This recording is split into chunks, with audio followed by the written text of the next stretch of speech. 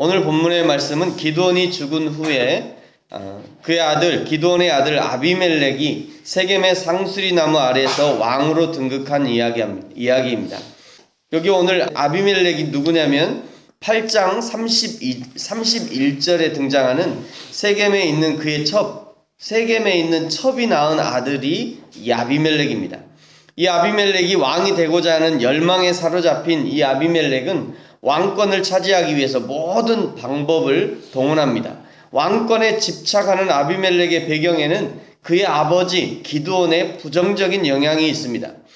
8장 22절 23절에서 이스라엘 백성들이 당신과 당신의 아들들, 당신의 손자들이 우리를 다스리소서 하면서 기드온을 왕으로 추대하려 하지만 기드온은 겉으로는 결코 우리가 다스리지 않겠다라고 했지만 그러나 그 속으로는 왕에 대한 집착이 있었음을 알 수 있습니다.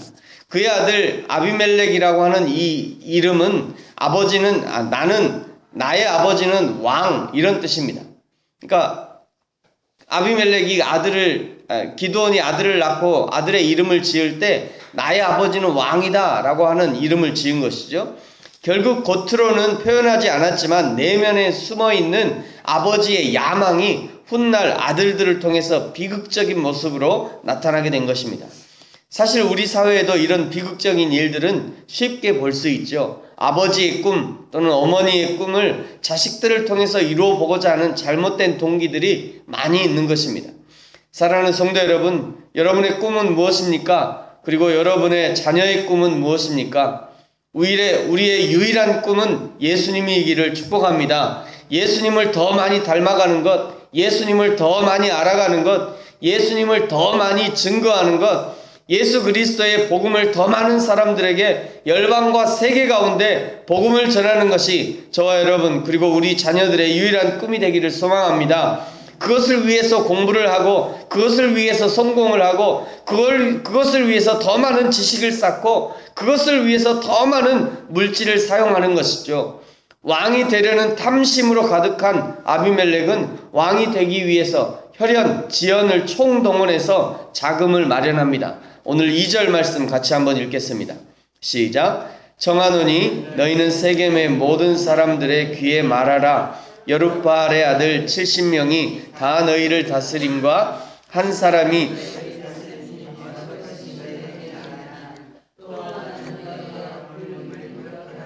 아멘. 아비멜렉은 외가인 세겜에 찾아가서 기드온의 이복 형제, 기드온의 형제 70명이 이스라엘을 다스리는 것보다 차라리 기드온의 아들이 내가 왕이 되어서 다스리는 것이 훨씬 더 효율적일 것이라고 설득하면서 세겜 사람들을 선동합니다.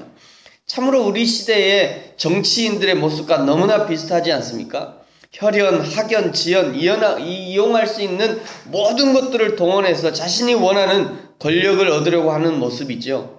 세겜 사람들은 아비멜렉의 선동에 넘어가서 그에게 정치 자금을 지원합니다.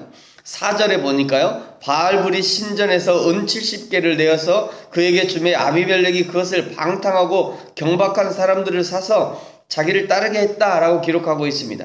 여기 바알브리스의 신전에서 은을 가져왔다는 것은 바알의 힘을 빌리고자 하는 그런 의도가 포함되어 있는 것이죠.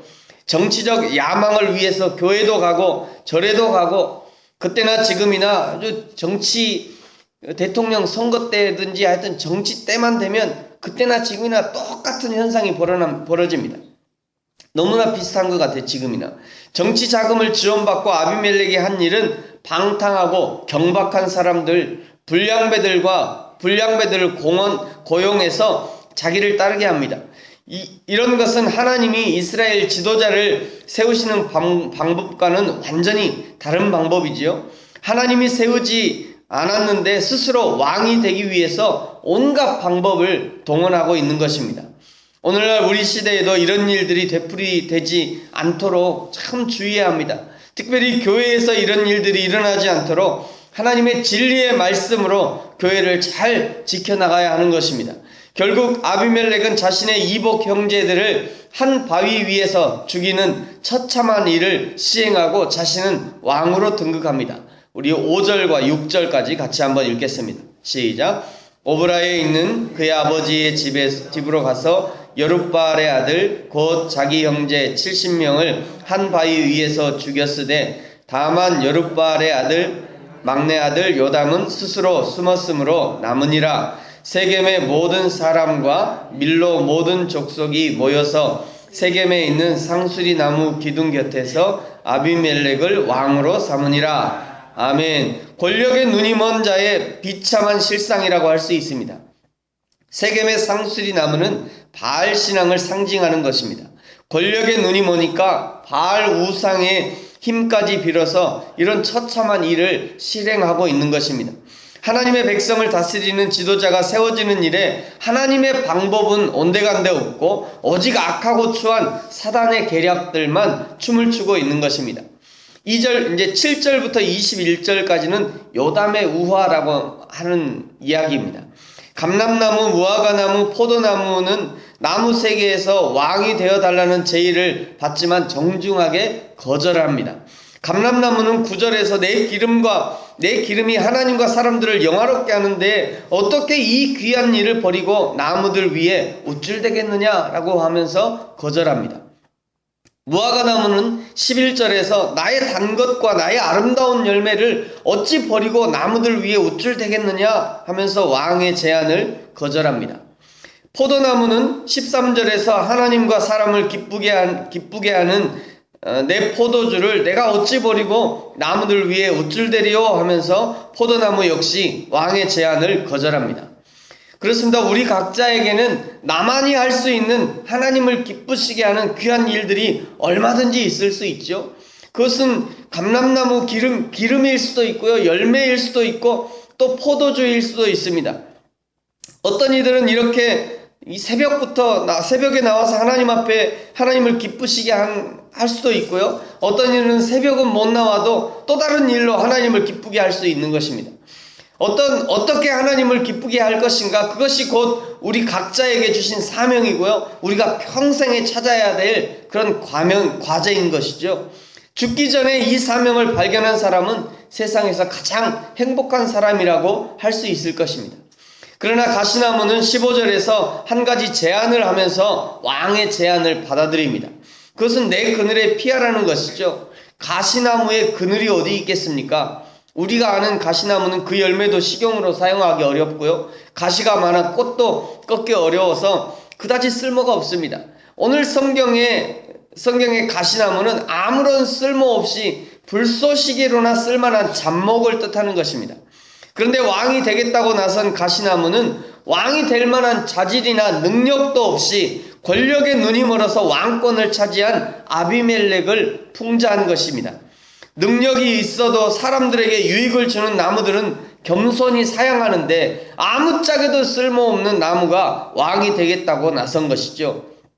이런 지도자가 왕이 된 것은 악한 백성을 향한 하나님의 심판입니다. 16절부터 20절까지는 요담이 악한 아비멜렉도 문제지만, 요담이 이제 도망하면서 산 위에 올라가서 요담이 이제 이야기하는 거죠. 악한 아비멜렉도 문제지만 그를 왕으로 세운 세겜 사람들의 행위는 기드온이 이스라엘에게 바친 충정을 배신하는 것이라고 질책합니다. 그들의 공모가 옳은 것이면 그들이 평안하겠지만 그 일이 불의하다면 그들 사이에 내분이 생겨서 서로 대적하며 망하게 될 것이다 라고 이야기합니다. 그렇죠? 이 시대에도 마찬가지죠. 대통령을 잘못 뽑으면 5년 동안 백성이 고생하는 것이고요, 국회의원 한 명 잘못 뽑으면 4년 동안 고생하는 겁니다. 그건 백성들이 하는 거죠. 뽑아놓고 뭐라 할 것이 아무것도 없는 것입니다. 그러니까 선거하지 않은 사람은 뭐라 할 자격이 없는 거예요. 아직 선거철이 멀었습니다만, 그래서 선거가 꼭 우리 백성들이 선거를 해야 될 이유가 바로 그것입니다. 선거한 사람은 얼마든지 뭐라 할 수 있어요. 선거하지 않은 사람은 뭐라 할 자격이 없는 거예요. 그래서 백성들은 꼭 선거를 해야 돼요. 선거를. 그래서 어느 분이 그러시잖아요. 내가 선거를 할 때 도무지 찍을 사람이 없다. 그러면 포기하지 말고 2등이라도 찍으래요. 자기가 생각한 2등. 그래야지 내가 만약에 선거를 안 하면 엉뚱한 1등이 선거가 당선돼 버려요. 그래서 고생하는 거예요. 도무지 내가 찍을 사람이 없으면 2번이라도 찍으래. 2번이라도. 맞는 말이죠. 네. 백성들의 몫입니다. 그것은. 결국 9장 50절 이하에서요, 아비멜렉은 한 여인의 손에 죽게 되고 아비멜렉이 자기 아버지의 행한 악행을 하나님이 갚아주셨다라고 기록하고 있습니다. 사랑하는 성도 여러분, 불의한 공무원은 잠시 뜻을 이루는 것 같지만 결국 오래가지 못하는 것이죠. 우리 민족 가운데 하나님을 두려워할 줄 아는 지도자가 세워지도록 기도해야 하는 이유가 바로 여기 있는 것입니다. 좋은 지도자란 위로는 하나님을 두려워하고 아래로는 백성을 사랑하고 살필 줄 아는 지도자가 좋은 지도자입니다. 여기 위로는 하나님을 두려워한다는 것 기독교인을 얘기하는 거 아닙니다. 네, 그렇게 오해하시면 안 됩니다. 기독교인이 굳이 기독교인이 아니더라도 위로 하나님이 계심을 알아야 아는 자가, 그리고 그 하나님이 그 하나님을 두려워하는 자가, 그 자가 좋은 지도자가 될 수 있는 자질이 있는 거예요. 여러분, 우리가 장로 대통령을 얼마나 많이 뽑았습니까? 대한민국에. 그 사람들이 다 잘했습니까? 그렇지 않습니다. 그렇지 않아요. 이름은 장로인데 하나님을 두려워할지 모르는 사람들이 얼마나 많았습니까? 네. 좋은 지도자라는 것은 위로는 하나님을 두려워하고 아래로는 백성을 사랑하고 살필 줄 아는 지도자가 정말 좋은 지도자죠. 좋은 선생님이란 위로는 하나님을 두려워하고 학생들을 사랑으로 섬기면서 교훈할 줄 아는 선생님이 좋은 선생님이죠. 교회의 좋은 목사님이란 하나님의 진리의 말씀에 자신이 먼저 순복할 줄 알고, 그리고 다음으로 교인들이 하나님의 진리의 말씀에 기꺼이 순복할 수 있도록 격려하고 지도하는 목사가 좋은 목사일 것입니다. 말씀을 마치겠습니다. 사랑하는 성도 여러분, 오늘 하루 개인을 위해서 기도하고 나라와 민족을 위해서 기도할 때 특별히 하나님의 마음에 합한 나라의 지도자, 정치와 경제의 지도자들, 선생님들, 그리고 교회의 지도자들이 될 수 있도록 기도하는 그런 하루가 되어지기를 예수님의 이름으로 축복합니다. 같이 한번 기도하겠습니다.